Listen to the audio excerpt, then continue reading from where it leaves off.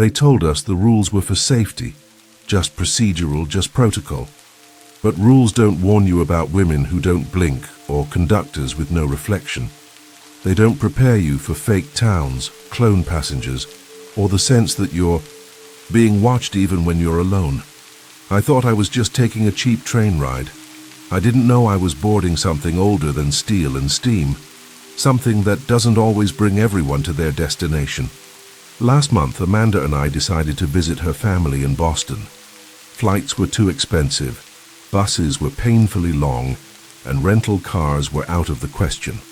That's when we stumbled on quietest, a barely known railway service offering overnight routes for dirt cheap prices.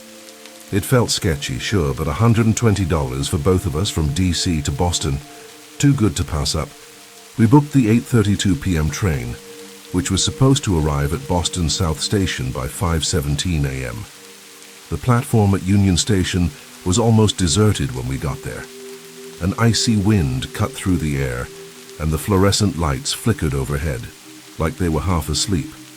There were only a handful of other passengers, an older man hunched over a book, a middle-aged couple clutching matching luggage, and a teen with a guitar case who never looked up from his phone. There were no quietest staff in sight. No announcements, no screens, no signs that this was a functioning train platform at all.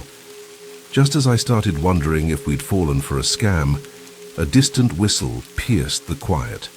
Headlights rounded. The far curve of the track, glowing dim and yellow like dying fireflies. The train coasted in slowly, too slowly, almost reverently. Its paint was chipped, its metal sides dull with age, but something about it looked off. Not outdated, just wrong, like it was built with parts that didn't quite belong together. The windows were grimy, the emblem on the side unfamiliar, an odd spiral pattern embedded in a triangle. As it hissed to a stop, a man stepped out. He wore a conductor's uniform that looked brand new and freshly pressed, yet his hat was tilted just enough to shade most of his face. "Good evening," he said, voice like silk against rust. "Welcome aboard quietest." We dragged our bags up the steps and into the train. The couple and the old man boarded a few cars ahead. We entered car number 6, which was, miraculously, empty. I should have been relieved, but instead I felt the skin between my shoulders tighten. The interior didn't match the photos online. The seats, once advertised as plush blue velvet, were worn and dull, the padding thin enough to feel metal beneath. The overhead lights flickered in slow, nauseating rhythms. The air smelled of cheap perfume and something moldy underneath, like rot beneath the makeup. Amanda looked at me, eyebrows raised. "Still think this was a good idea?" "Only if it gets us to Boston alive," I muttered. As we sat, the train lurched forward. Then, without warning, the elevator music cut off. Silence fell, broken only by a faint static buzz from the overhead speakers. Then a voice, calm and polished like a commercial narrator, filtered through the intercom. "Thank you for choosing quietest. We are thrilled to have you on board. To ensure a safe, comfortable journey, please follow our guidelines. You'll find a physical copy of these rules in the seat back pocket in front of you." Amanda and I exchanged a look. I reached forward and pulled out the pamphlet. The cover read, "Quietest Safety Protocol. Do not deviate." The voice began listing. The rules: Rule 1. Passengers must remain seated at all times unless using the restroom or visiting the cafe car. Quietest is not liable for any injuries sustained while moving between cars. Rule 2. Car number 8 is the designated quiet car. No talking, no eating, no whispering. Absolute silence is mandatory. Rule 3. Do not, under any circumstance, enter car 12. It is restricted. No exceptions. Rule 4. There is no stop called Crystal River Station. If the intercom announces it, close your eyes until it has passed. If anyone boards, move to another car immediately. Rule 5.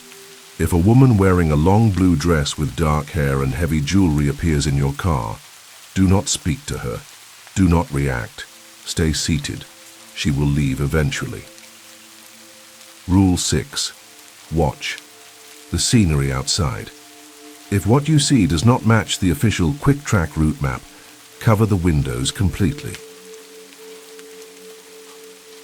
Rule 7. You may pass through Smithson Junction. Do not disembark. There are no safe exits at that location. Rule 8. When the conductor scans your ticket, verify that he is wearing a red and purple quick track badge. If he is not, do not show your ticket. Do not speak. Do not look him in the eye. Rule 9. Only disembark at the station printed on your ticket. All other stops are invalid. The voice cut off abruptly. No, thank you. No farewell. Just silence. Again, I let the pamphlet fall into my lap. Amanda blinked at me. That was intense. Creepy, I replied, my throat dry. Feels more like rules for surviving a horror movie than train safety. She forced a chuckle. Bet it's just a gimmick. Like those haunted house waivers, but it didn't feel like a gimmick. Something about the tone, the precision of the rules. It didn't feel like fiction. It felt like a contract. As the train picked up speed, I looked out the grimy window and tried to shake the chill in my spine. I hadn't seen anything yet, but somehow deep down I already knew. We weren't on any ordinary ride. And the rules? They weren't just suggestions. They were the only reason anyone ever got off this train alive. The first 30 minutes of the ride passed in a strange, uneasy blur. The train's motion was smooth, but something about it didn't feel right. The vibrations beneath our feet were too rhythmic, like they followed some artificial tempo rather than the randomness of real tracks. The lights overhead flickered in unison with the bumps in the track, almost like the train was breathing around us. Amanda shifted in her seat, pulling her coat tighter around her shoulders. "It's freezing," she muttered, glancing up toward the vents which were inexplicably pumping out cool air, despite it being a winter night.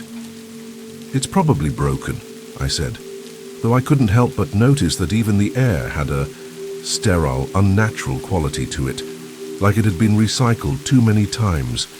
The smell of that sweet artificial perfume still lingered, like someone had sprayed it directly into the vents to mask something much worse underneath. We tried to distract ourselves with a movie on Amanda's laptop, but the train's atmosphere resisted relaxation. I kept checking over my shoulder, half expecting to see someone watching us from the rows behind. But the car remained empty, at least visibly. Still, the silence in the train didn't feel like ordinary silence. It felt like a vacuum, like all the ambient sounds of a normal journey had been sucked away, leaving only the mechanical groan of the train and the occasional unnatural ping from the intercom system. Every time one of those pings echoed through the ceiling speakers, I flinched. As Amanda leaned into me, trying to find a comfortable position to watch the screen, I tried to focus on the movie, but my mind kept drifting.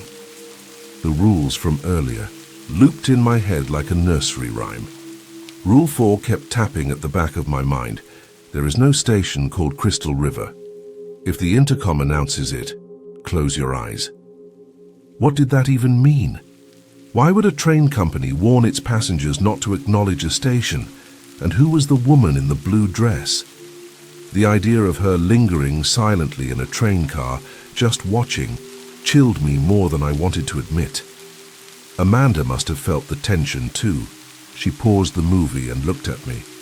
"Hey, do you think this whole train is some kind of weird performance art thing? Like immersive horror?" she asked, trying to force a smile. "Maybe we're on a viral campaign for a Netflix show." "Yeah," I lied. "That's probably it." But we both knew better. She sighed and looked down at her lap. "I hope your parents like me," she said suddenly, changing the subject. "Your mom sounded skeptical when we spoke on the phone. She'll come around and hey, I'm the one who should be nervous. Your parents probably expect a clean-cut guy who works in finance and doesn't look like he cuts firewood with his bare hands for a living." Amanda smiled faintly and nudged me with her elbow. "You're not that bad." Still, I could feel the tension in her body. The dry air in the cabin wasn't helping. 10 minutes later, she stood up, mumbling something about a nosebleed. I watched as she stumbled toward the back of the car, tissue pressed to her nostrils. A dark smear bloomed red against the paper. My gut twisted. Something about this train was wrong. People don't just spontaneously get nosebleeds unless the air pressure is messed up, or unless something is leaking into the vents. She returned. A few minutes later, sniffling, cheeks pink from embarrassment. "Sorry," she said quietly, "that was gross." "You okay?" "Yeah, just off, I guess." We settled back into our seats. I reached for her hand and gave it a reassuring squeeze. "We'll be in Boston before sunrise, just gotta get through this." She nodded, but I could see the doubt in her eyes. The laptop screen glowed between us as the movie resumed, but it couldn't banish the feeling that the train was not only moving forward through space, but also deeper into something else. Something colder, darker, and far older than metal and time. Something that watched us from the corners of the car. And just before I could stop myself, I glanced out the window. But what I saw didn't match the map in my head. And that's when the dread truly began. We were about 45 minutes into the trip when it happened. The train had gone quiet again, even more so than before. The movie was still playing on Amanda's laptop, but neither of us was really watching anymore. My eyes drifted to the windows. Murky reflections of ourselves stared back, framed by the occasional blur of leafless trees and darkened towns slipping by. But then a soft sound broke through the monotony. A cough. It was faint, just a single dry exhale. My brain almost filed it away as nothing, until I remembered something. We were alone in this car, completely alone. The moment froze. I turned slowly, glancing over my shoulder. At first I only saw empty seats, but then I noticed her. 4 rows back, on the opposite side of the aisle, partially obscured by the seat in front of her, sat a figure.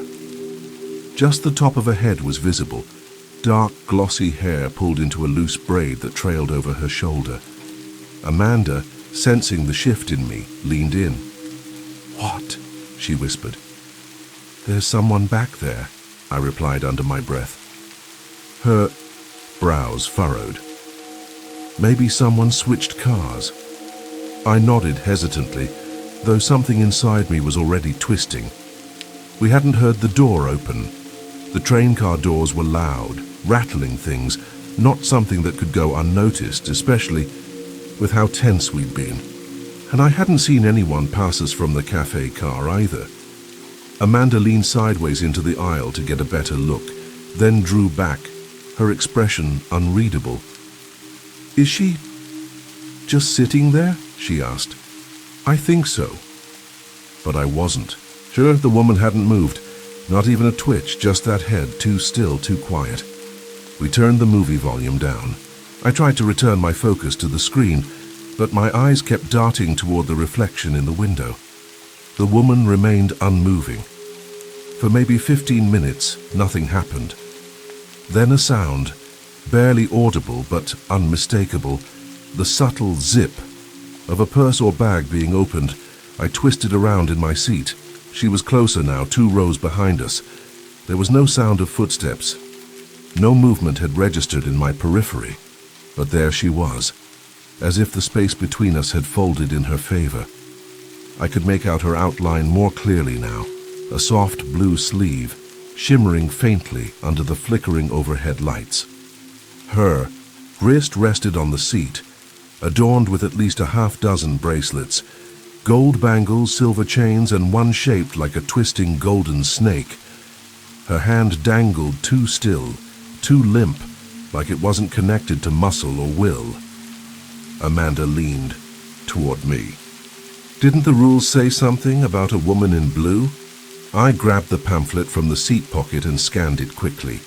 Rule 5. You may see a woman wearing a long blue dress in your car with dark hair and a lot of jewelry. Do not approach her. Do not talk to her. If she speaks to you, ignore her. Do not, under any circumstances, leave your seat to get away. She will eventually leave. Amanda's lips parted. We need to go. She's right behind us. We can't, I whispered. The rules say not to. It might provoke her. But if we just sit here, we follow the rules, I insisted, more to myself than her. My hands were clammy, heart pounding like a trapped bird inside my ribs. We tried to resume the movie, but neither of us was watching anymore. I pretended not to hear the next cough, the soft shifting of bracelets, a clicking sound almost like nails tapping plastic. At one point I felt something, a faint exhale of warm air on my neck, as though someone had leaned close behind me. I clenched every muscle, eyes locked on the screen, willing myself to stay still. Amanda was frozen too, her hand squeezing mine with crushing pressure. The sound stopped. 5 minutes passed. Then 10. Eventually I risked a glance. She was gone. I didn't realize how tense my shoulders had been until I felt them drop. Every part of me sagged with exhausted relief. I could barely process Amanda whispering, "Is she really gone?" I only nodded. Something in the air felt lighter, as though whatever had crept into our car had finally slithered away. Amanda curled up against me, clearly shaken. I kissed the top of her head, whispering a soft, "It's over," even though I wasn't sure that it was. The silence had returned, but it felt less like peace and more like a trap reset for its next prey.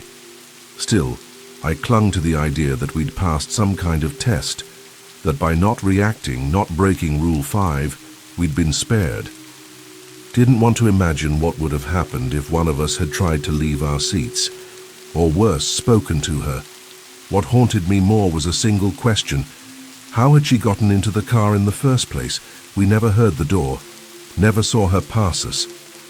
And yet, there she was, sitting close enough to touch, close enough to whisper.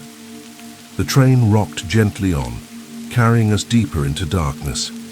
I tried to convince myself it was over, that the woman in blue was behind us, just another test in a string of eerie illusions, but some part of me knew better. She hadn't left. Not. Really, and that was only the beginning. Amanda eventually drifted off beside me, her head resting on my shoulder, her breathing soft but uneven. I couldn't sleep. Even after the woman in blue had vanished, I still felt like we weren't alone. The lights continued their soft flickering above us, casting erratic shadows that stretched and twisted across the floor like they were trying to crawl.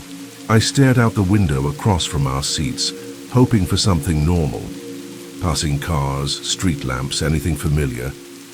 For a few minutes, I thought I got my wish. A residential neighborhood slid past. Cozy houses with wraparound porches, glowing amber windows, a couple walking their dog along a curved street.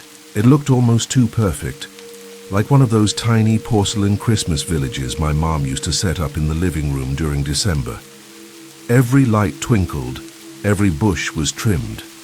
A car backed into a driveway, red brake lights pulsing through the fog. Then I saw him. A man stood motionless in the middle of a cul-de-sac, watching our train pass. Not waving, not filming, just staring. His face was shadowed, but his posture was too rigid, too still.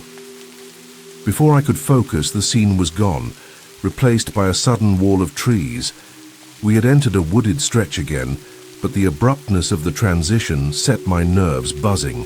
I blinked, leaned closer to the glass, and tried to shake off the yawl, chill blooming in my stomach. The woods didn't last long. Another town emerged, similar but more spaced out, with hills rolling gently beneath lamp-lit roads. How a cyclist rode beneath a streetlight, casting a long-stretched shadow that danced behind him as he sped along. Then I saw her, a woman standing dead center in the road, directly beneath a flickering lamp, unmoving, just like the man before. Her head tilted slightly. I couldn't see her eyes, but I knew. She was watching us. My hand tightened around Amanda's without realizing it.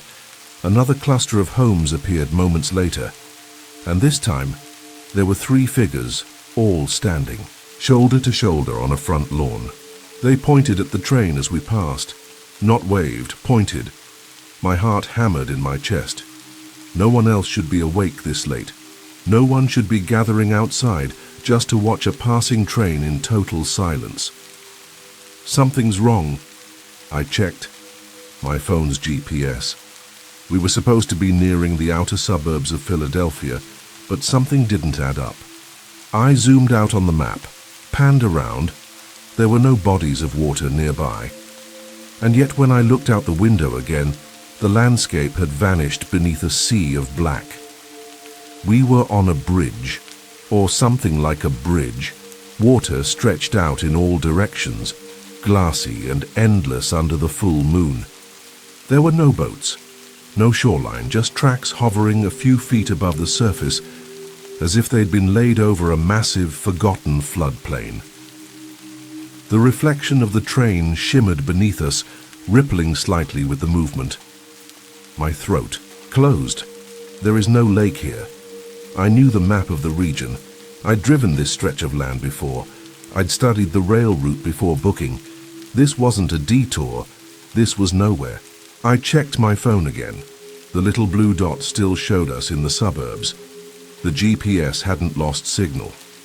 According to the screen, we were cutting through quiet neighborhoods and strip malls, but outside there was only water, endless, black. Water. I panicked. The rules. Rule 6. If what you see outside the window does not match the official map, cover the window. I'd broken it. I'd been staring for minutes, frozen by the sheer impossibility of it. As the thought slammed into me, a sharp nausea roiled in my gut. My skin prickled. My mouth went dry. The moonlit waves outside seemed to shimmer wrong, like the reflections didn't match the angles of the lights above. I tore my eyes away and scrambled for my hoodie, frantically trying to drape it over the window. It kept slipping, the trains, slight motion tugging at the corners. I finally yanked Amanda's scarf from her bag and used it to tie the sweatshirt in place, anchoring it to the metal rack above us. The window disappeared beneath the makeshift curtain, but the unease didn't fade. My breathing came in shallow gasps. My mind reeled with thoughts of derailment, of the train tipping off this narrow line and plunging into icy black water. I imagined Amanda and I trapped, pounding on the windows as the train filled with water, our lungs burning. I clenched my yi. Fists blinked rapidly. No. Focus. We're still okay, but I couldn't shake the feeling that something had been watching me through the glass. That maybe, just maybe. The longer I stared, the more something stared back. Then, as if in answer, the intercom buzzed to life. Now arriving. Philadelphia, 30th Street Station. I hesitated, peeled back a corner of the cloth. City lights. Real. Once brick buildings, street signs, graffiti-stained underpasses. I checked my phone again, and for the first time in over an hour, the scenery and the map aligned. We were back. I collapsed into my seat, shaking. Amanda stirred beside me. Are we at a stop?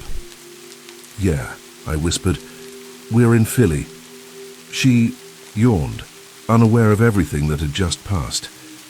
As the train slowed and the station lights grew brighter, I forced myself to breathe. But in the back of my mind, Rule 6 echoed like a siren in a tunnel. If you see something wrong, cover. Said, don't look too long, don't let it see you back. And for the first time I wondered, what if I already had? The Philadelphia stop came and went, like a moment of clarity inside a fever dream. We didn't get off. Even though we talked about it, even though we stared at the clean platform through the thin glass and thought about hotel beds and real air, two things kept us frozen in our seats. One, we couldn't afford another ticket and a last-minute room, and two, the rules. Rule 9 was clear: do not get off the train at any station other than the one printed on your ticket. And if the last 2 hours had taught us anything, it was that the rules weren't suggestions. They were survival guides. The train pulled away from the station. The city lights melted into the distance behind us. Amanda drifted off again, this time clutching my arm tightly, her face drawn and pale under the flickering lights. I kept my eyes on the aisle, forcing my brain to stay present, to watch for anything strange. That's when I heard it. The soft, deliberate thump of boots on tile. Slow, steady, measured. I sat up straight. Footsteps approached. For a moment, I felt relief. We weren't alone anymore. Someone had boarded. Maybe we'd finally get another passenger in our car, a witness, a buffer between us and whatever else this train contained. Then I saw him, the conductor, or someone dressed like him. He was moving down the aisle toward us, slow and mechanical, like a wind-up doll nearing the end of its coil. His posture was unnatural, his shoulders too stiff, his arms not swinging, hands held slightly away from his sides. His uniform looked right: black slacks, navy blazer, cap tilted forward. But something was off. His movements didn't match the rhythm of the train, and when he stepped beneath the light, I realized I couldn't see his eyes. Just blackness under the brim, not shadowed, empty, like something had carved out that part of his face. He came closer. I instinctively reached for my phone, pulling up our ticket. He was only a few steps away now. My fingers hovered, then froze. His chest. There was no badge. Rule 8 flashed in my mind. If the conductor is not wearing a red and purple quick track badge, do not speak. Do not show your ticket. Do not make eye contact.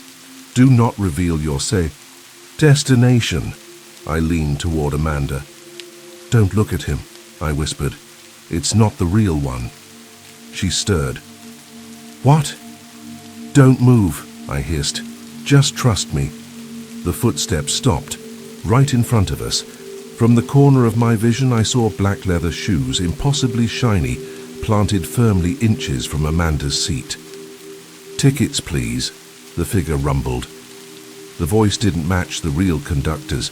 It was deeper, almost liquid, as if multiple voices overlapped beneath it, harmonizing in a grotesque murmur. I stared down at the floor, heart pounding so hard I thought it might give me away. Amanda's grip on my hand tightened until I felt the sharp tingle of blood loss. Tickets, he said again, louder this time. There was a bitter smell wafting off him, like copper and spoiled milk mixed with something industrial. His presence seemed to warp the air around us. The lights above dimmed slightly. I wanted to run. Every instinct in my body screamed to bolt, past him, to dive into the next car, to get as far from that void in a uniform as possible. Amanda whispered, "Should we move to another car?" I shook my head. "The rules didn't say we can't run from him," I muttered. "Just not to engage." She understood. I squeezed her hand once, then we moved.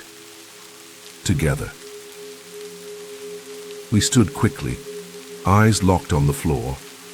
I felt the hem of the conductor's coat brush my sleeve as we pushed past him. His body barely moved, but I felt it, the wrongness of him. His skin didn't give like flesh. It felt dense, cold, like bone wrapped in wax. Amanda brushed his shoulder, and I saw her flinch as if burned. The moment we cleared his shadow, we ran. Not a jog, not a shuffle, a full, desperate sprint down the narrow aisle. The doors at the end of the car loomed ahead, rattling slightly with the movement of the train. I fumbled with the latch, shoved it open. and we stumbled into the vestibule. The lights were dimmer here, the air colder. We didn't stop. Amanda yanked open the next door and we tumbled into the adjoining car. I spun, heart in my throat, half expecting him to be there, grinning, waiting, but the vestibule was empty. He hadn't followed. Not yet. We collapsed into the nearest seats. There were 2 other passengers in the car. An old woman sitting quietly near the front, a young man sleeping with his headphones on, both unaware, both normal. For now, Amanda was shaking. Her breathing came in short, gasping bursts. I touched him, she whispered. He was dry, too dry, like he wasn't real. I didn't answer, because I'd felt it too, not skin, not fabric, just absence. Whatever that thing was, it wore a conductor's uniform like a costume, and it wanted to know where we were going. But the rules had kept us safe, barely, and something told me this wouldn't be the last time he came looking. We stayed in that car for a while, hearts gradually slowing, breath returning to something closer to normal. The old woman at the front never turned around. The young man kept snoring gently, oblivious to our near brush with something that shouldn't exist. Amanda sat rigid beside me, rubbing the spot where her hand had brushed the fake conductor, her fingers trembling in a way that made my stomach twist. I tried to say something comforting, but the words didn't come. What could I possibly say? It's okay didn't work anymore, not here. At some point, Amanda stood. I'm gonna get a Coke, she said, her voice thin, artificial. You want anything? I shook my head, watching as she stepped toward the cafe counter on the far side of the car. A bored-looking teenager manned the register, slouched over, with a distant stare like he'd been on this train for weeks. Amanda leaned forward to speak with him, gesturing casually, as if she hadn't just fled from something inhuman. For a moment I admired her ability to act normal. Then something flickered, not in her behavior, but in the way the light hit her skin. I blinked, squinted, and that's when I saw it. Her tattoo. The one on her inner forearm. The black ink that had always read, "What doesn't kill me makes me stronger." But now it didn't say anything. The letters were warped, twisted, the words forming no recognizable pattern. Instead of text, there was only a smear of looping glyphs and mangled curves, like someone had copied it from memory but had never seen written language before. My chest tightened. I looked again. The distortion remained. Her posture was too straight. Her hand movements too precise, like they were mimicking casual instead of being casual. The tilt of her head was ever so slightly wrong. Even the way she reached for the soda, too smooth, too deliberate. This wasn't Amanda. I stood slowly, blood draining from my face, and then I saw her. The real Amanda, her face pale and twisted in terror, pressed against the vestibule door window behind the cafe car. Her mouth was open in a silent scream, smeared with blood, her eyes wide and pleading. She slammed her hand against the glass and I stumbled back in shock. The other Amanda turned toward me. She smiled. There was no recognition in her eyes, only mimicry. I backed away, shaking. She stepped forward slowly, her movements oddly fluid and puppet-like, the joints bending just slightly off-center. The other passengers remained unmoved. They didn't even look up. I turned and bolted toward the vestibule. Amanda's body was yanked backward just as I reached the door. 1 second she was there. The next her face disappeared, replaced by a streak of blood and empty glass. I shoved my fingers into the gap and wrenched the door open. Cold air rushed in, biting, wild, unnatural. My breath caught. Amanda was halfway out of the train. The fake conductor had her by the arm. Her legs flailed against the open air, one shoe gone, hair whipping violently in the wind. Her mouth moved, but her voice was drowned out by the roar of metal and wind. I lunged, grabbing. Her free arm yanking with everything I had. The conductor's grin was wide, hollow. His eyes still empty. He didn't blink. Didn't breathe, didn't belong. "Let her go," I shouted. Then I realized what I'd said. If he let go, she'd fall. He knew that. I screamed again, and suddenly, arms shot out from behind me. Blue sleeves. Gold. Bangles. The woman in the blue dress yanked Amanda back into the train with inhuman strength, her face inches from mine, her expression unreadable. A hand clamped around my collar and pulled me in too. We collapsed onto the floor of the vestibule. The door slammed shut behind us. The wind vanished. Silence returned like a lid over a boiling pot. I looked up. The real conductor stood over us. His eyes were sharp, focused, human. "You have to follow the rules," he hissed, his voice low and furious. "Do you want to die on this train?" We didn't mean to break anything," I stammered. You stared at the lake, you looked back at her, you touched the faceless one. You're lucky I was watching." He scanned our tickets wordlessly and stormed back into the cafe car.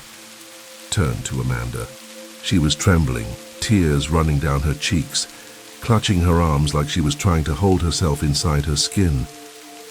I pulled her into a hug. "I saw her," she whispered. "She looked like me. She wasn't you. She moved like I move, smiled like I smile." I didn't say anything. My eyes drifted toward the trash can in the corner. At the start of the ride, Amanda had shoved a dozen bloody tissues in there after her nosebleed. I hadn't thought anything of it. Now I couldn't stop thinking about it. They needed blood to make a copy. The woman in blue. Was she part of it? Or just a scavenger? I didn't know, but I knew what I'd seen. That thing wasn't Amanda. But it was close enough to fool me, if not for the tattoo. "Her arm," I whispered. "The ink was wrong." Amanda looked down. "That's how you knew?" I nodded. She didn't speak again. She just held me tighter, her breathing still shaky. Her eyes locked on the floor. Across the cafe car, the clone Amanda had vanished, like she'd never existed. But I knew better. I had touched Amanda's skin 1,000 times. I had kissed her wrist, memorized every word of that stupid tattoo. I knew her down to the way she furrowed her brow when confused. That thing might have mimicked her smile, her walk, her voice, but it wasn't her. And if it could copy Amanda, it could copy anyone. As we sat there, shaking, the cafe car around us shifted subtly. The lights above seemed dimmer now. The passengers still didn't move, but something about them felt less passive. One man chewed his sandwich in unnatural, stuttering loops. A couple giggled too consistently, their laughter repeating like a faulty audio file.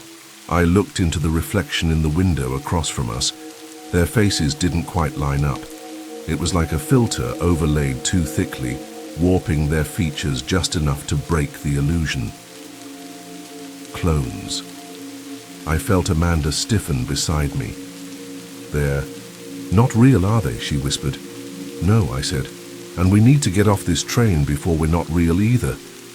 But neither of us moved, because we knew now we weren't passengers, we were ingredients. We didn't want to move again, but staying in the cafe car any longer felt like gambling with something that could read our thoughts. The passengers there, if they were even passengers, were too still, too polished, like mannequins that twitched, just enough to pass as alive. The girl at the counter never blinked. The man eating the sandwich chewed in perfect repeated intervals. And that couple? The ones who had stared at us earlier? They were still sitting side by side, still smiling, still whispering, but their mouths weren't syncing with the sounds. Their reflections showed different expressions than the real faces. It felt like we were sitting inside a poorly rendered simulation, glitched enough to drive us mad. Amanda tugged at my sleeve, her voice low. "We need to go now." I didn't argue. We pushed back into the vestibule and made for the next car forward. There was only one direction we hadn't gone yet. The intercom above us crackled, then went silent. We moved quickly, hand in hand, stepping through the rattling doors until we froze in place. A sign hung from the ceiling of the next car, printed. In all caps, quiet car, absolute silence required. Rule 2, car number 8 is the designated quiet car. Do not talk, do not whisper, do not eat. Absolute silence must be maintained. I looked to Amanda and she nodded grimly. We stepped inside. The change in atmosphere was immediate and crushing. The lights were dimmer here, tinted yellow like a dying bulb. The silence wasn't just an absence of sound. It was an active pressure, thick and unnatural, as though the air itself was warning us not to breathe too loudly. 12 passengers sat perfectly still in their seats. Every one of them faced forward, hands resting in their laps, eyes staring straight ahead. None of them blinked as we entered. We tiptoed down the aisle, trying to make no more noise than a mouse. My sneakers scuffed the linoleum ever so slightly, and I flinched. Every sound, each footstep, the creak of the floor, the soft rustle of Amanda's jacket was amplified inside my mind. The silence around us was so absolute it made our tiniest movements feel like explosions. We passed the first few rows, eyes down, careful not to meet anyone's gaze. They didn't react, not at first. But then I noticed it. Their heads were all tilted slightly at the same angle, leftward, too uniform, too deliberate. One man's lips were parted just slightly, as if in the middle of a word that had never finished. Another woman's hand trembled above her knee, caught mid-twitch like a broken animatronic. Amanda squeezed my hand tighter with every step. The lights above us hummed softly. Our own breathing sounded like hurricanes in that space. We reached the middle of the car. Then it happened. Amanda tripped. It wasn't her fault. Her shoe caught the edge of an armrest. She stumbled forward, fell hard against the aisle, hands smacking the floor with a dull thud, and every head turned at once. The sound was deafening even though there was no sound. The shift, the simultaneous movement, was so fast, so exact, that it sent a shockwave of terror through me. All 12 passengers had craned their necks toward us. Their expressions were unchanged, but their eyes were now wide open, locked on us, bloodshot, veins spidering through the whites. Some had tears running down their cheeks, not from emotion, but like their bodies were leaking under the strain of pretending to be human. Amanda whimpered. The figure closest to us, a pale man with no eyebrows and bleeding gums, lifted a finger, slowly, and pressed it against his lips. Shh! The others followed. 12 fingers, 12 dead stares, 12 soundless demands. We didn't speak. We didn't move, but it was too late. The silence had already been broken. The quiet car was not just a suggestion of peace. It was a contract, and we'd violated it. The first passenger, an old woman with white, stringy hair, stood. Her joints popped like knuckles. She walked without bending her knees, hands stiff at her sides. Behind her, the others rose too, each one moving with a jerking marionette rhythm. Amanda scrambled to her feet.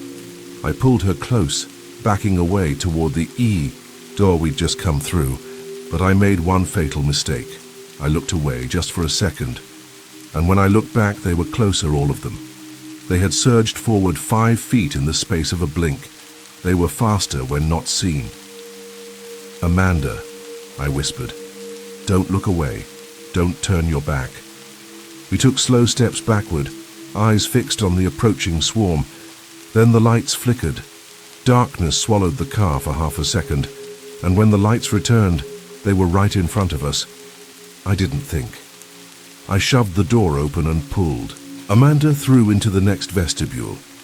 The passengers slammed into the wall behind us with an unnatural thud, hands clawing at the glass. I turned around just in time to see their faces pressing against it. Grey skin, bulging eyes, mouths stretching open farther than jaws should allow. One of them grinned, not in malice, but in joy. a quiet joy, like this was their favorite part of the journey. We ran again, further and deeper into the train, but no matter how far we got, I could still feel their gaze, the hush of their judgment, the punishment promised not through sound, but through stillness. Because in the quiet car, silence wasn't golden, it was required. We kept running, past the quiet car, past the next vestibule. The footsteps of the silent passengers didn't follow us anymore, but that somehow made it worse. Their restraint didn't feel like mercy. It felt like something bigger was waiting for us up ahead, and they were simply watching us be delivered. We passed through 2 more cars, each one strangely empty, the lights humming louder than the engine. Then, as we pushed open the next set of rattling doors, we came to a dead stop. Before us stood a barricade. Thick yellow caution tape crisscrossed the entrance, sagging slightly in the center, but still unbroken. A metal sign hung crookedly above. The door stenciled in red block letters, Car 12, do not enter, staff only. The windows were clouded with grime, but a dull reddish glow flickered behind the glass, pulsing faintly like a heartbeat. Amanda stared at the door. "This is it," she whispered. "Rule 3, the forbidden car." I nodded slowly. Rule 3 had been clear. Do not enter car 12. No exceptions. But we were running out of track. Every safe space had turned into a trap.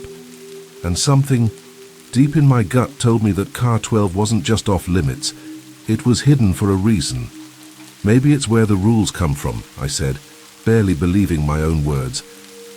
"Or where they're made." Amanda gripped my hand. "Then maybe it's where they can end." We exchanged a look, then stepped forward. I pulled the tape aside. It resisted slightly, like skin peeling off old wounds, and opened the door. A wave of heat hit us, not burning but stale, like the inside of a long-sealed crypt. The air was thick with a metallic scent, like blood that had been cleaned up but never forgotten. The lights inside were dim and red, not from bulbs but from emergency panels embedded in the walls, their glow uneven and pulsing like dying embers. The door shut behind us with a quiet hiss. The silence here was different. It didn't scream like the quiet car. It whispered. We stepped deeper. Rows of seats stretched ahead, but none of them were empty. Figures sat hunched and slumped in every row. Men and women, some in regular clothes, others in conductor uniforms, even a child in a school jacket. They weren't moving. Their skin was pale, tinged gray or green. Some had eyes open, frozen, in expressions of shock. Others had faces turned to the window as if still watching the world they were no longer part of. Amanda's breath hitched. These people, they're all dead. I moved closer, unable to stop myself. My fingers hovered over a man's arm. His hand clutched the edge of his seat, nails bloodied and broken. On the floor below him, a dark stain spread outward, thick and crusted, and then I saw it. A thin, rubbery tube protruding from the base of his neck, snaking downward into the darkness beneath the seats. What the hell? I crouched, lifting the flap of paneling just enough to peer underneath. Pods, biological pods. Lying just beneath the seating rows were translucent sacs, glistening with fluid, each one connected by umbilical-like tubes to the bodies above. Within some of them I saw shapes, vague outlines of arms curled against torsos, fingers twitching faintly beneath the membrane. One pod was further along than the others, and I could see the face forming inside. It was Amanda, perfectly copied. The way, slope of her nose, the small scar on her lip, even the delicate curve of her eyebrow. She floated in the red fluid like a fetus, wires coiled around her wrists like restraints. Amanda saw it too. She stumbled backward, hitting the seat behind her. No. What is this? They're making copies, I said. That's how they do it. That's how they keep the train running. When someone breaks the rules, they don't just die, they get replaced. Amanda looked at her arm, where the faded tattoo still read, "What doesn't kill me makes me stronger." "It's the blood," she murmured. "From earlier, the tissues I threw out. They used it to grow her," I said. "That thing in the cafe car wasn't just mimicking you. It was you. Or trying to be." We kept moving down the aisle. The deeper we went, the worse it got. Some of the bodies were missing faces. Others had collapsed chests or snapped limbs, frozen mid-spasm. Each one had a line connecting them to a growing pod. I realized this wasn't just a place for death. It was a factory, a cycle. The rules weren't designed to keep passengers safe. They were designed to filter the weak, harvest them, and replace them. The ones who couldn't follow instructions became raw material. The train wasn't a mode of transport. It was a system. Amanda knelt beside one of the pods, her fingers trembling as they brushed the surface. "They wanted me to die at Crystal River," she whispered. "That old woman, she said my blood was forged. They had a replacement ready." "She wasn't trying to kill you," I said slowly. "She was trying to complete the switch." Amanda stared at the floating body inside. "If she had succeeded, you'd be in that pod, and the clone would be with me right now." Silence, and then something moved, not inside the pods. At the far end of the car, a shadow rose slowly, tall, deliberate, wrong. It wore the same uniform as the real conductor, but its limbs moved independently of gravity, swaying slightly like underwater branches. Its eyes glowed faintly beneath its cap, just like the fake one before. But this one didn't speak. It watched and waited. I grabbed Amanda's hand. "We need to go. Now." She didn't argue. We ran for the door, past the corpses, past the birthing, sacks, past the twitching forms growing in silence. As I reached the vestibule door and yanked it open, I looked back one final time. The figure was still standing there, silent, smiling, like it knew, because we had seen what we weren't supposed to see. And no one gets off the train with the truth. We didn't talk much after we left Car 12. What was there to say? The image of Amanda's clone floating in that sack of blood-red fluid wouldn't leave my mind, and I knew she was seeing the same thing. Her silence wasn't just fear, it was grief. A small death had already occurred. The innocence we carried when we first stepped onto this train was gone, buried beneath the red-lit horror of what we'd witnessed. We moved forward, back toward the cafe car, past passengers we now knew might not be real. The train had gone quiet again, not just in sound, but in energy. Everything felt subdued, like the train itself was preparing for something. Then the intercom crackled. "Now approaching Crystal River Station." The voice wasn't the usual conductor's. It was distorted, decayed, as if being filtered through layers of static and water. My blood ran cold. I grabbed Amanda's hand before the words even finished. "Eyes shut," I whispered. "Now." We both snapped our eyes closed, Amanda trembling beside me. Rule 4. There is no station called Crystal River. If the intercom announces it, close your eyes. If anyone boards, move to another car immediately. The train began to slow. A mechanical screech echoed beneath us, drawn out like a scream dragged over steel. The air pressure shifted. I could feel it in my ears, in my lungs, like we had descended underwater. A scent slithered into the car, sickly sweet, with the rot of flowers left too long in a vase.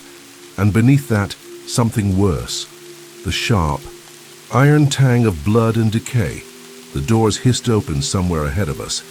Footsteps, not heavy ones, delicate, deliberate, I felt it before I heard it. A breath against the back of my neck, warm, moist, close. Amanda let out a small gasp, and I squeezed her hand hard, silently willing her not to speak, not to move, not even to twitch. Something shifted behind us. Another breath, then a whisper. Not in my ear, but directly inside my head. A dry, rasping voice, full of hunger and finality. One life must pass, for the next to rise. My stomach twisted, my throat tightened. The train lurched, and the ambient noise slowly returned. The doors closed with a hiss. The scent began to fade. The air pressure normalized. I opened one eye. Amanda was still beside me, eyes wide and face drained of color. I turned and froze. A woman now sat in the row directly behind us. She hadn't been there before.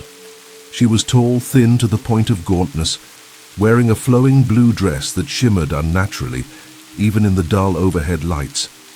Her skin was gray, stretched tight across her bones, as if death had already claimed her. But her body hadn't accepted it yet. Her lips pulled back in a crooked grin, revealing yellow, splintered teeth. Around her neck and wrists were gold and obsidian bangles, some shaped like coiling serpents, others etched with runes that looked ancient and shifting. Amanda inhaled sharply. "She boarded," she whispered. "She wasn't supposed to." "We have to move," I said.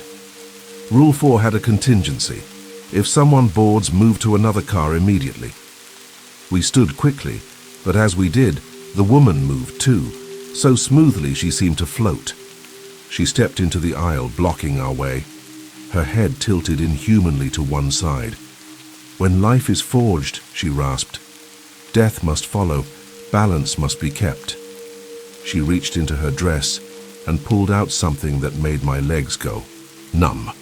A curved dagger, ancient and dark as though carved from bone and rusted in shadow. She turned her eyes to Amanda. "Your blood has spoken," she said. "Your death completes the loop." Amanda backed away, clutching my arm. "She thinks I'm the one to die," she whispered. "No," I said. "She thinks you've already been replaced," because she had, or almost had. That clone in car 12, that was the Amanda the train wanted to keep. This one, the original, was now an extra, a redundancy. The train didn't allow redundancies. The woman stepped forward. We turned and ran, back through the cafe car, back through the vestibule. I could hear her behind us. Her steps weren't fast, but they echoed with weight, with inevitability. She wasn't running. She didn't have to. The train changed outside, where there should have been rolling suburbs and distant lights. There were now jagged cliffs, black rivers winding through obsidian canyons, and a distant moon that looked far too close and wrong. It wasn't Earth anymore. I slammed the next door open. The next car glowed faintly blue like moonlight trapped inside steel. The quiet car again. We had no choice. We entered slowly. The 12 passengers sat again in their perfect silence, their heads now faced forward, their hands folded in unnatural stillness. Amanda tripped as we moved down the aisle, her foot catching on a bag strap. She hit the floor with a loud thump. Every head turned again, but this time something was different. The Reaper woman stepped in behind us. The quiet passengers turned toward her instead. Their mouths opened, wide, wider, unhinged, and from their lips came no sound, but the air collapsed with pressure. A silent scream, a rejection. She flinched. Her smile faltered. She raised the dagger, and then the passengers rose. They didn't move like humans. They moved like a single organism, mouths wide, open, eyes bloodshot and wild. They swarmed toward her, not toward us, and surrounded the woman in blue. Her dress vanished in the sea of grey hands and blank faces. Amanda and I stood frozen, too stunned to move. The lights above flickered violently. The car screamed without noise. And when it ended, when the lights returned, the woman was gone. Only A single gold bangle lay on the floor, spinning slowly. We didn't speak. We walked shaking through the next door, and behind us the passengers sat again, silent, facing forward. The Reaper had been claimed by the rules she thought she served, and Amanda was still here, but for how much longer we didn't know. After the Reaper woman vanished, we didn't speak for a long time. What could we say? The silence in the quiet car had become something sacred, something terrifying. Even now, after witnessing those passengers disassemble something ancient, with nothing but stillness and intent, we couldn't fully understand it. The rules weren't just survival instructions, they were law, they were binding. But the most horrifying part? They weren't designed to keep us safe. They were designed to keep the system functioning. Amanda and I walked in near total silence, through the next vestibule. Her face was pale, the blood drained from her lips, her eyes locked ahead. She was holding herself together by threads. And I was too. But there were no more rules left to follow. Not when everything around us was stacked against our survival. We passed through 2 more cars, empty, shadow-drenched and humming with a quiet so deep it made our bones ache. Each door slammed shut behind us with too much force, as if the train itself was sealing our fate. And then we reached it, the final car. A heavy metal door blocked the way, reinforced with bolts and plastered in peeling red signs that screamed, "Do not enter." A spider web of cracked glass stretched across the small window, and just beneath it was painted one word in faded, blood-colored strokes: "Forbidden." Amanda stopped. "This is it," she whispered. "The very last one." "We don't have a choice," I said. "They're coming." And they were, behind us, far off but getting closer. We could hear it, a low mechanical moan, like metal bending in protest. The lights behind us were flickering in sequence. Something was moving through the train, car by car, chasing us forward. "They're hurting us," Amanda murmured. I nodded. "To here." She looked at me with tears in her eyes. "But the rules—" "Screw. The rules?" I snapped. "They nearly got us killed. This is a death trap in motion. We can't play their game anymore." She hesitated, then grabbed my hand tighter. "Okay, together." I forced the door open. The final car was dark, pitch black. No emergency lighting.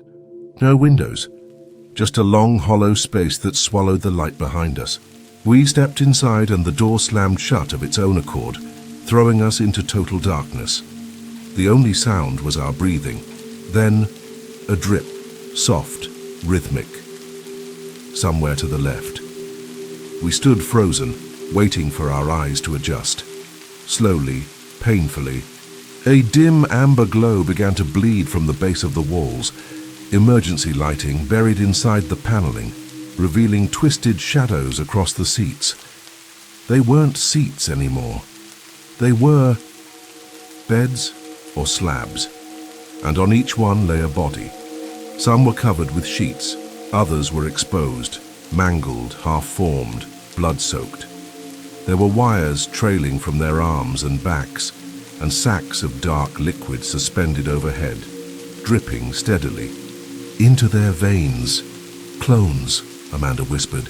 But they weren't just clones. These were failures, prototypes that never woke. Some of them had extra limbs, others had mouths where their eyes should be. One had no face at all, just a blank stretch of flesh over a skull that twitched. My stomach flipped. Then I saw it, the young couple from earlier.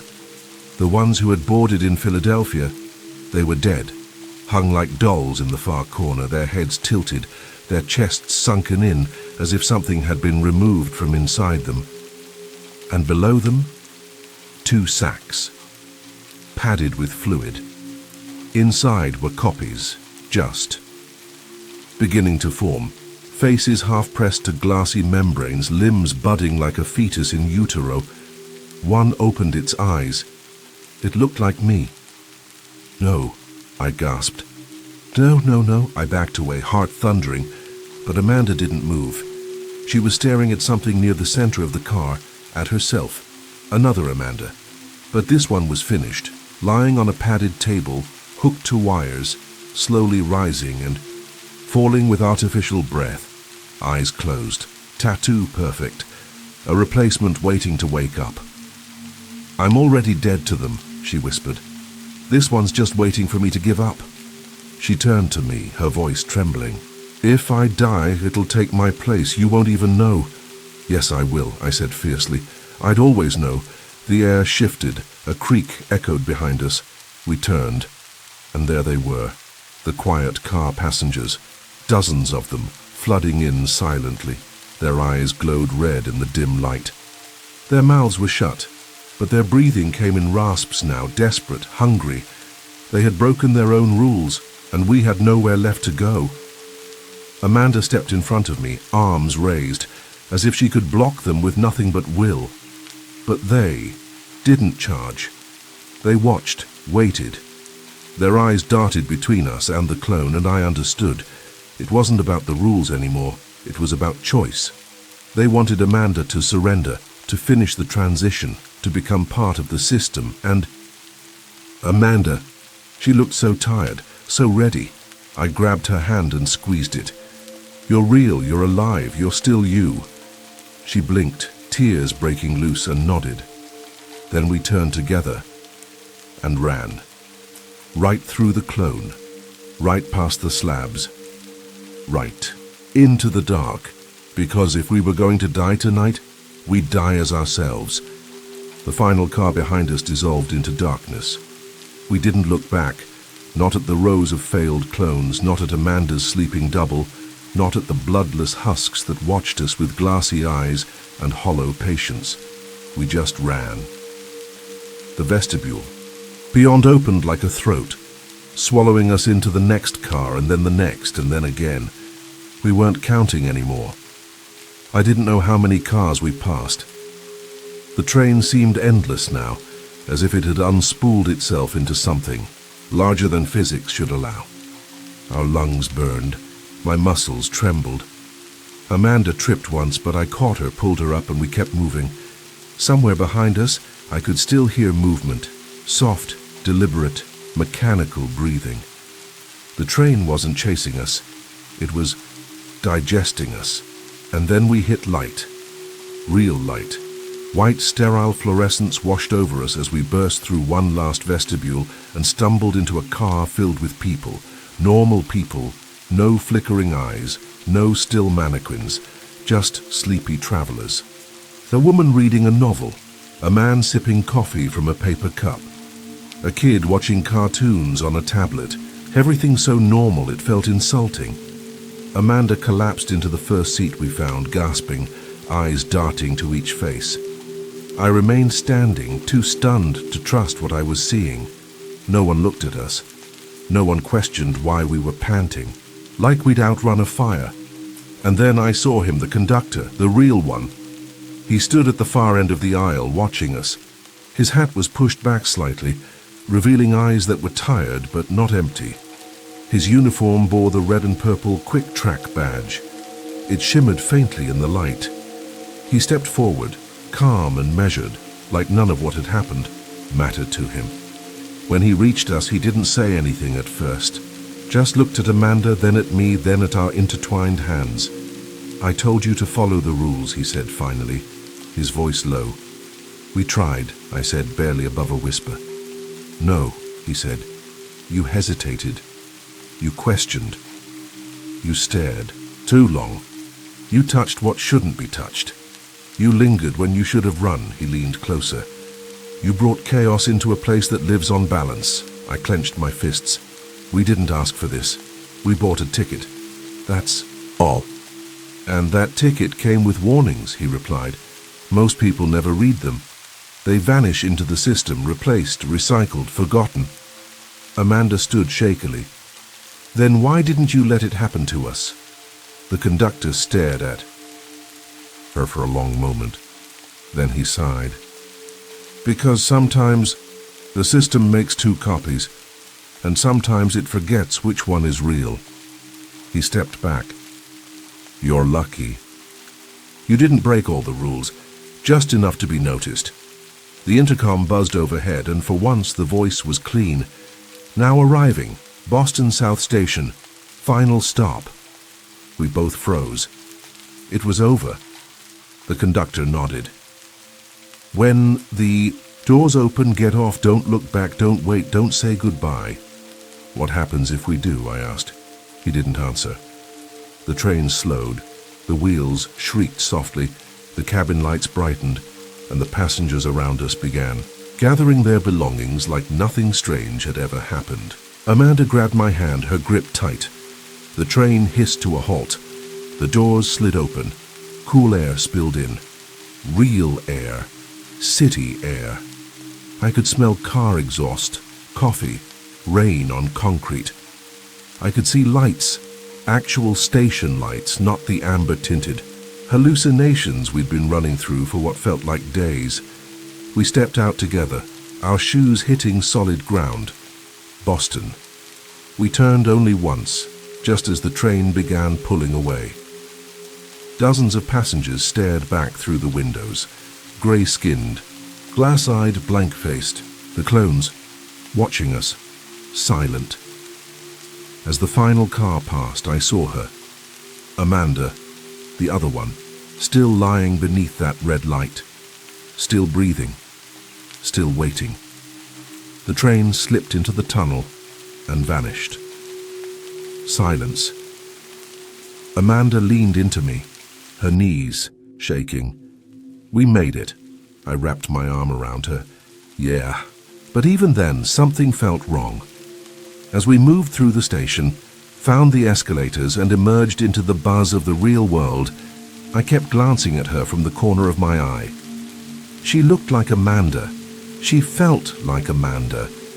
But deep inside, a whisper lingered. What if I got the wrong one? What if that thing wasn't waiting anymore? What if it had already gotten up? But when she looked at me, tired, broken, human, I pushed the thought away, because doubt is how they win, because I'd rather believe we escaped, even if something else got off that train with us. 2 days later, I tried to prove to myself that it had all been some elaborate nightmare. I opened my laptop and searched for QuickTrack. Nothing. No official website, no ticketing history, no customer complaints, not even a mention in obscure travel forums. It didn't exist. Not online, not in transit records, not even in Amanda's email confirmation folder. It was as if the company had been scrubbed from reality. But I remembered it. I remembered everything. The rules, the clone, the quiet car, car 12. I even tried to track our journey on my phone's GPS logs, but there was a gap, a full 8-hour block of missing data. No signal loss, just void. Amanda refused to talk about it. Every time I brought it up, she tensed, looked at me like I'd betrayed her by remembering. I let it go. Mostly. Until this morning, when I found something new in my inbox. No subject line, no sender address, just a single message. Next time, bring less blood. Attached was a blurry image, a surveillance shot of me and Amanda on the platform at 8:31 p.m. The timestamp flickered like it had been altered. I stared at the photo for a long time, and just as I moved to delete it, I noticed something reflected in the train window behind us. There were 3 people in the shot, but only 2 of us were boarding. Thank you for venturing into the darkness with us. If these stories sent chills down your spine, don't keep the fear to yourself. Leave a comment, smash that like button, and share this video with someone who dares to listen in the dark. We release terrifying true stories every week, so be sure to subscribe and turn on notifications so you never miss what's lurking in the shadows. This is High Scare Stories, where nightmares don't end when the video does. Until next time, stay safe and stay scared.